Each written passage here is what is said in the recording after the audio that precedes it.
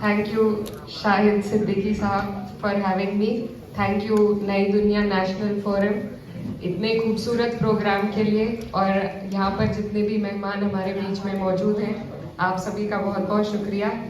मुझे बहुत फ़ख्र महसूस हो रहा है कि शाहिद सिद्दीकी साहब, जो मेरे वालिद के अजीज़ दोस्त हैं, उन्होंने मुझे इस लायक समझा कि इतने एस्टीम्ड पैनल में मुझे जगह दी। तो मैं दिल से उनकी शुक्रगुजार हूँ, और वो मेरी हद से ज़्यादा तारीफ़ करते हैं। अभी मैं उस लायक नहीं हूँ, लेकिन आपके हौसले अफजाई के लिए मैं आपका दिल से शुक्रिया अदा करना चाहती हूँ।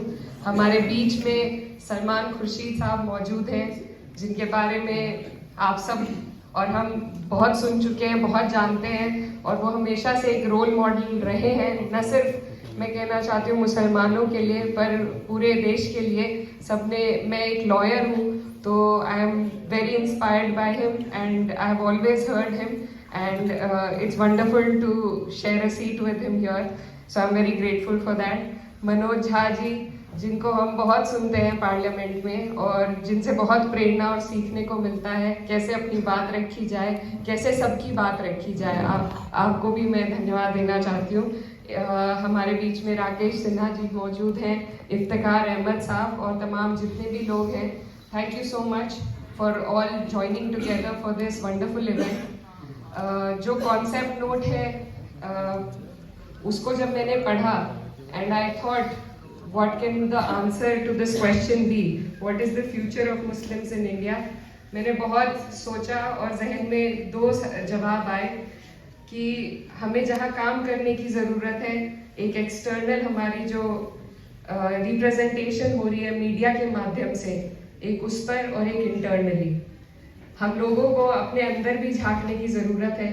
और जो कमियाँ हमें महसूस होती हैं, उनमें अगर सबसे पहले हम पहल करें उन्हें सुधारने की, एक कौम इकट्ठा होकर सर जोड़कर जब बात करें, और जो भी अपनी खामियां हैं उनको एक्सेप्ट करके आपस में हम फैसला करें कि क्या हम बेहतर कर सकते हैं, तो हमें जो बाहर से लोग कोशिश करते हैं ट्रिपल तलाक जैसी चीज़ों को लाकर ये हमें बताने की कि वो हमारे सेवियर्स हैं, इन सब चीज़ों से हम बच पाएंगे।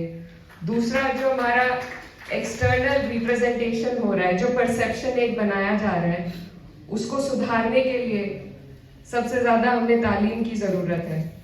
अगर हमारे लोग हमारे बीच से निकलकर हम सब लोग कोशिश करेंगे, मेहनत करेंगे कि हमारी आने वाली जो पीढ़ियां हैं वो बेहतर तालीम हासिल कर सके, ऐसी जगहों पर जा सके जहाँ से हम अपनी रिप्रेजेंटेशन बेहतर दिखा सकें।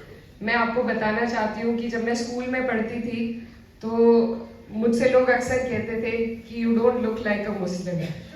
मैं हमेशा सोचती थी what does that mean, how does a Muslim look like and how not to look like a Muslim. तो जब हम लोग अपनी जहनियत को दूसरों के साथ शेयर करते हैं, उनसे बात करते हैं, तो हमें महसूस होता है कि मुझ में और किसी और कम्युनिटी में कोई खास फर्क नहीं है। हम सब ने एक हिस्ट्री एक्सपीरियंस करी है, हम एक मुल्क के लोग हैं, हमारी समस्याएं एक हैं। तो हमारे बीच में जो नफरत घोली जा रही है, ये सिर्फ कुछ लोग पॉलिटिक्स के लिए कर रहे हैं, आगे बढ़ने के लिए कर रहे हैं। तो जब हम लोग डायलॉग को आगे बढ़ाएंगे, कम्युनिकेशंस करेंगे, सिर्फ अपनी कम्युनिटी में नहीं बल्कि और कम्युनिटीज़ में बैठकर। मैं ये भी बताना चाहती हूँ कि मैं कैराना कॉन्स्टिट्यूएंसी से अभी हाल ही में सांसद बनी हूँ, और मेरी जो कॉन्स्टिट्यूएंसी है वहाँ पर सिर्फ 30% मुस्लिम्स हैं और 70% नॉन मुस्लिम्स हैं। तो I am proud to say that I come from a community that constituency that has voted for me despite of only having 30% Muslims. तो मेरी पहल रही, मुझे बहुत लोगों ने कैंपेन के दौरान बोला कि आपको कम से कम 1.5 लाख नॉन मुस्लिम वोट चाहिए, एंड इट्स इम्पॉसिबल कि आपको इतने वोट मिल जाएंगे। लेकिन मैं सब जगह पहुंची, हर कम्युनिटी में पहुंची, इतनी दीवारें खड़ी कर रखी है हमने, लेकिन वो दीवारें असल में हमारे बीच नहीं है। ज़रूरत है तो सिर्फ एक समझ और सहज के साथ डायलॉग को इनिशिएट करने की। एंड आई थिंक मीडिया में और जो लोग कुछ जहर घोलने का काम कर रहे हैं, उनकी कोशिश है हमें एक्सक्लूड करने की, सोसाइटी से, तरक्की से, आगे बढ़ने से एक्सक्लूड किया जा रहा है मुस्लिम्स को। और हम खुद भी फिर अपने आप को इतना नीचे महसूस करने लग जाते हैं कि हम घेटोआइजेशन का एक हिस्सा बनते जा रहे हैं। हम खुद अपने आप को संकोच में आ जाते हैं और रोक लेते हैं दूसरे लोगों से बात करने में, उनसे डायलॉग इनिशिएट करने में। और मैंने ये बहुत हाल फिलहाल महसूस किया है कि जो हालात चल रहे हैं, जो जो हम रोज किस्से सुन रहे हैं मीडिया में, जो जितने क्राइम बढ़ रहे हैं, उससे हमारे अंदर भी एक असहजता महसूस हो रही है सभी लोगों को, और लोग अंदर ही अंदर अपनी ही कम्युनिटी में बस कर रहना चाह रहे हैं। लेकिन यही है वो चीज़ जिसे हमें रोकना होगा। हमें ढीठ बनना पड़ेगा, और ढीठ बनकर हमें हर वो जगह में अपनी जगह ऑक्यूपाई करनी पड़ेगी जहाँ से हम अपने कौम की, अपनी कम्युनिटी के एक बेहतर रिप्रेजेंटेशन दे सकें। As a parliamentarian, I strive to raise the voice for people of all the communities, and that is also what we need. That is something that when we have such discussions we don't do. We don't need to only talk about the Muslims, we need to talk about everybody. And in these circles, in such circles especially, if I only talk about my community, then that is me being very selfish on my part. So if we expect selflessness, we need to do selfless things first. तो हमें सिर्फ अपनी नहीं, अपने जैसों की, हर उस व्यक्ति की आवाज उठानी पड़ेगी, क्योंकि यही हमारे देश की गंगा जमुनी तहजीब है, जो एक तरफ से जिस पे वार हो रहा है, और हम भी कहीं ना कहीं उसका शिकार होकर सिर्फ अपनी बात करने लगे हैं।